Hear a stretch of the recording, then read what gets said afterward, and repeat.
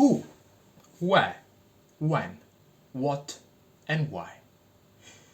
In addition to being questions that arise from the study of Aristotle's ethics and later from the rhetoric of sophists, there are also questions that many of us refuse to ask when it comes to the invention of democracy. This precious asset, pure as the water that I drink, and sweet as the mother's milk. I am Percy Tusamba, and in this video, I start with a quick time spin. This story begins in the distant mist of a lost era, 500 BC, Friday morning. The day is already starting to heat up from a heat and dry air that is almost skin melting, a sensation that only the celestial fireball in the sky can cause. And this is nothing out of the ordinary for the city of Greek gods, Athens. The city begins to wake up. Residents leave their homes and start their day, going to work, shopping, or school. Street vendors start to selling their wares in the streets, while fishing boats take to the sea. The Parthenon, the temple of Athens, dominates the city, its gleaming white reflecting the sunlight. The Acropolis, the center of the city, is full of life, with people walking the streets, visiting temples and admiring the views. The day passes quickly, and as the sun sets, the city begins to prepare for the night. And suddenly, there is calm Classophians addressing to the crowd. Desmos! People. Here is your Kratos, power. The crowd begins to shout and applaud, and Classophians continues. Tonight, let's celebrate freedom and democracy. Let's celebrate our freedom of speech, thought, and action. The crowd continues to applaud and shout, and Classophians concludes. Tonight, let's celebrate our freedom, our democracy. Let's celebrate our Kratos. Just like Moses, when he presented the Ten Commandments to the Israelites. Well, the Ten Commandments were intended to empower the people of Israel.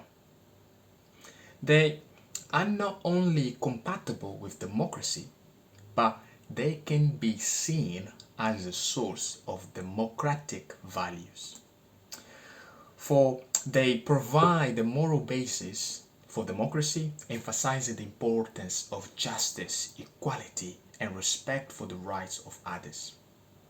And I hope that this is nothing alarming, because the Bible is far from being just a book of religious worship, as many of us have been led to believe.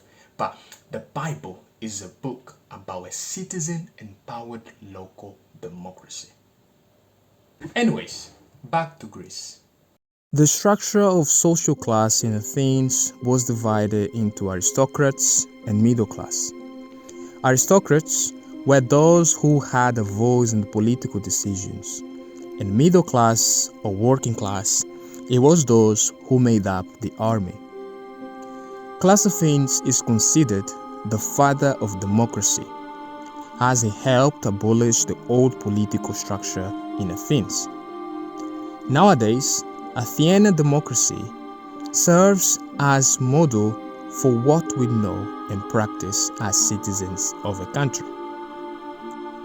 But let's not distort, because not everything was pretty and still isn't, as it was heavily criticized in the past by philosophers like Plato, and even cost the life of his dear friend and mentor Socrates. Plato even predicted that democracy would lead to nations being ruled by bullies and brutes. And what do I have to say? Well, democracy is a necessary evil. It has its pros and cons, such as equal justice, education, citizenship, the right to vote, public health, the right to life, a free economy, humane working condition, etc. But everything I've mentioned can be equally contested or accepted by a democratic nation. So, the question is democracy the problem or the people? The answer is simple. The problem is the people.